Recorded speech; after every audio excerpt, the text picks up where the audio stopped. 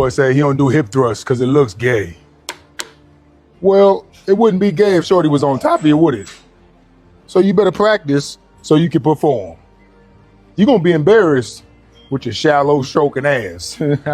Low stamina, low blood flow. Come on now. Hip thrusts are a real man's workout.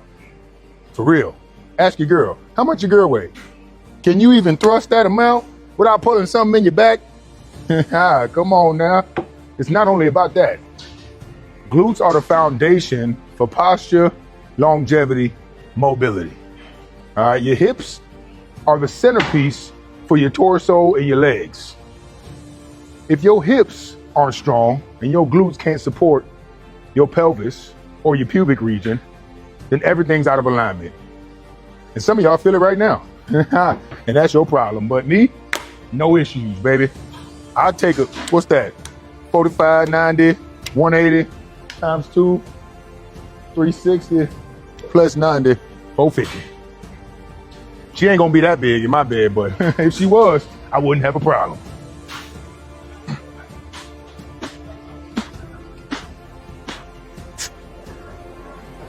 Yes, sir. Oh, yeah. Oh, my ass. Pause. Train your glutes, fellas. This is Big Dream Hakeem.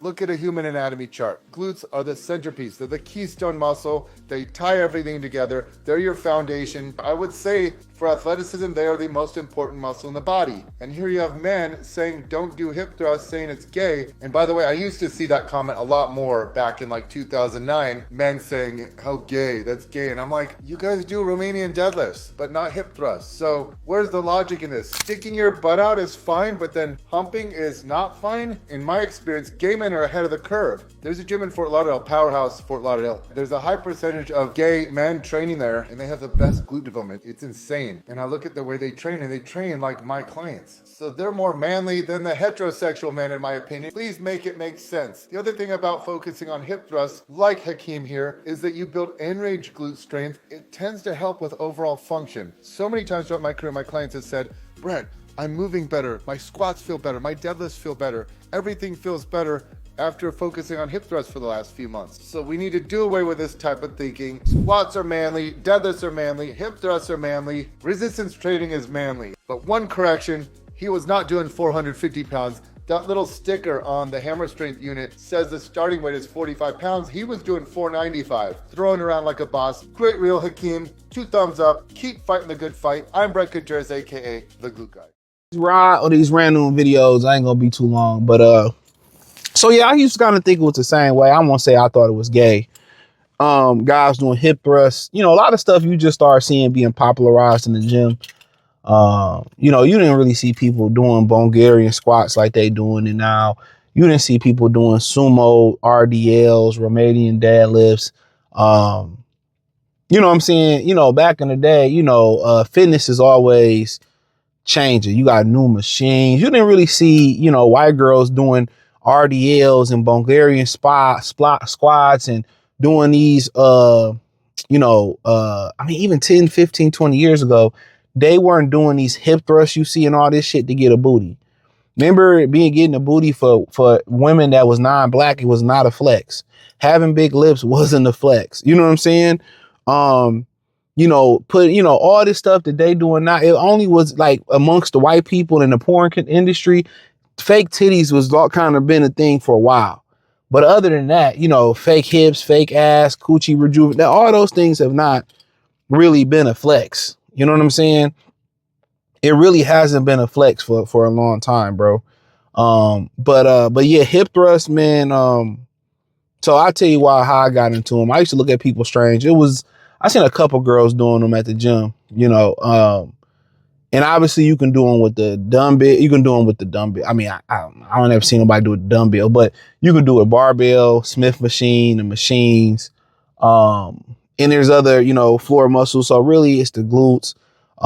It works the glutes, and it's work your pelvic floor muscles as well too. And I'm going to talk a smidget about the pelvic floor muscles and a smidget about hips, but it works all of those types. So when you talking about glute bridges and all that stuff, as men, it's important that you should do those things.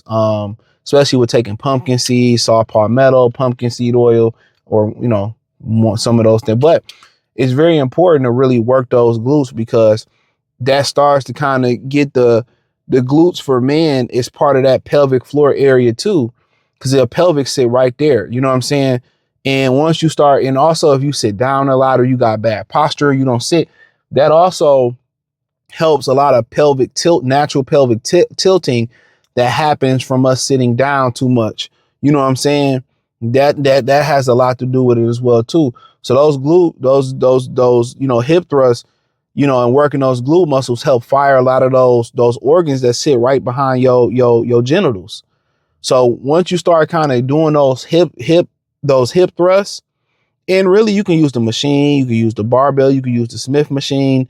They got other machines that you can use.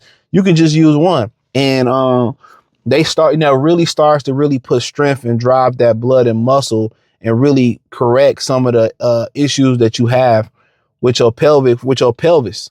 And everybody tends to have pelvic issues, especially if you don't stretch them and do pelvic exercises. And, and it just help drive stuff. And especially when you clapping cheeks, man, it makes you elite. You know what I'm saying? Like, a lot of guys don't understand. It's really about the motion and the stroke, and really about, once you start doing that, that's your pelvic floor. Your glutes is the ones that's really where your motion is coming from. Not to get too graphic, that's where your motion is coming from. That's where your power is coming from. The glutes, your sacrum sit right there between your glutes, all that stuff. So it's very important to drive that muscle. And then also it's also still working your hips. It's still working your quad, not your quads, but probably your quads, your hamstrings, all those things within the bedroom. It goes hand in hand. Now, are there other alternatives or things you can do with it? I'll get there in a minute, because I don't want to be too long-winded. But I end up having to do these pelvic and these hip flexor exercises. And I'm gonna share some of them eventually on a Patreon, which you can just do at the crib, right? And I end up doing them because I popped my sacrum trying to deadlift. And once I popped my sacrum, I had sciatica on both sides of my back, down to my leg, part of my shin was numb. So I told myself I was never deadlifting again. Now, deadlift also works some of those muscles as well too. The glutes, the all that, it works some of that type of stuff. But there are other and better, more safer ways than doing that. And I was doing some weight I shouldn't even been doing. But yeah, so that's where I started. So I had to really get my pelvic floor, my pelvis muscles back right. So, I didn't really have the confidence. Like, it took me a while to build the confidence as I was healing to, I used to be able to touch my toes. I couldn't do that no more. So I had to build that confidence to squat again. I had to build that confidence to touch my toes again. So, and during that process, I figured out how tight my hips were. Even that happened, my hip flexors was tight. And I'm just like, okay, the more I learned about these exercises, so I started doing glute bridges. They good. The pelvic floor muscles also control the floor of your urine. So when your urine or your Peter Pan be leaking after you pee, that also controls your pelvic floor. That's why I said pumpkin oil, saw palmetto also helps with your hair. That helps control with your prostate. And those pelvic floor muscles also control, urinary flow. And also helps push blood to the Peter Pan area. So when you're doing those glute bridges, hip thrust, your hip abductor, especially when you start to kind of do the squeeze, when you squeezing with your hips, when the hip abductor and you going in, you really starting to drive more vitality and blood through your Peter Pan. You know what I'm saying? And you will start to see the quality of erections start to go up. You'll start getting morning wood again. Some people just think, oh, it's just a testosterone thing. Sometimes it's a blood flow thing. If you smoking and you drinking and you sitting around and you not active, I tell people the first thing that most guys need to do when you start to kind of talk about, you having, erectile dysfunction issue, you got to move. You got to squat. You got to squat. You got to, you got to start stretching that lower body out, stretching your groin out, start jogging, start moving those legs, start stair stepping. Start, squeezing that, start working on that core, doing sit-ups, doing push-ups, doing chest. Start just getting vitality through the body, blood flowing through the body to wake those muscles up. But in general, first thing you want to do is get your water up, get healthy, but you start hitting those pelvic floor muscles. You start stretching those hips. You start doing glute bridges. You start, working your hips out, the inner abductors, the inner hip out. You start doing routines like that. And you really start to really feel a difference, not even in the bedroom. You start to feel it. And men should be stretching too. Wasn't a firm believer in that. But you start to feel the quality of life. You start to feel the quality of life. Your hips feel looser. I stretch after my workout. I tend to run and jog or do my cardio before the workout. That way I ain't got to stretch. I'm already loose. But after workout, I stretch out and the quality is better. The soreness is at a minimum. The recovery time is a lot better. And just when you start really glute bridging, you start really stretching those hips, the thoracic spine, you start stretching that. You start doing cat cow. That's really good for your spine to work it out. You start hanging, doing the hangman. That decompresses your spine. Then when you start hangman and you fold the legs up and kind of hang with one of those little stepper blocks, you hang for, and I show that. That really rounds out, that really straightens out the bottom of your spine. Once you start doing these things and add them to your workout, they become addictive. But hip thrust is imperative. And I end up replacing my hip thrust, my deadlift with hip thrust. I pretty much I started building the confidence up in my sacrum and my lower back, and just the results have been like just physically in that area. It's just been phenomenal. Not as much no lower back pain really for real. And then I started getting into you can do the Roman chair, or you can do the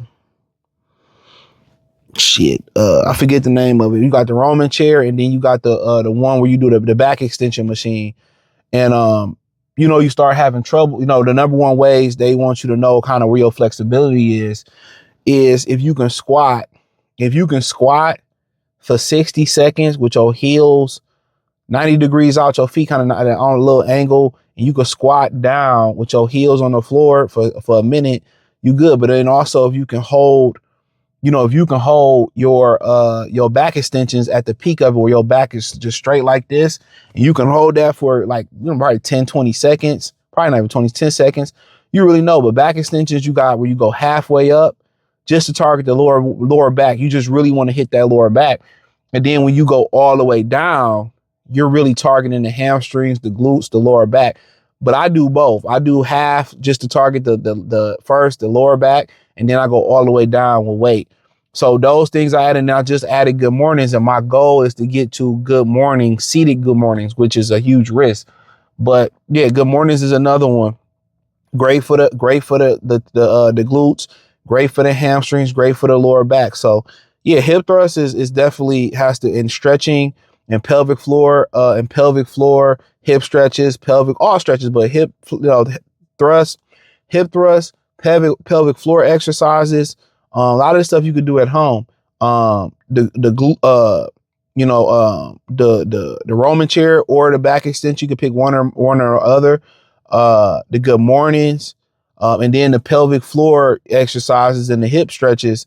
I mean, you're gonna be the man in the bedroom and out the bed, and it improves quality of life. So appreciate y'all. Thumbs up the video, share the video. If you need to find me, the links in the description. Find me everywhere: Patreon, Facebook, Kick, Twitch. I'm gonna start showing some of those videos on demonstrations on some of those videos pretty soon on the Patreon.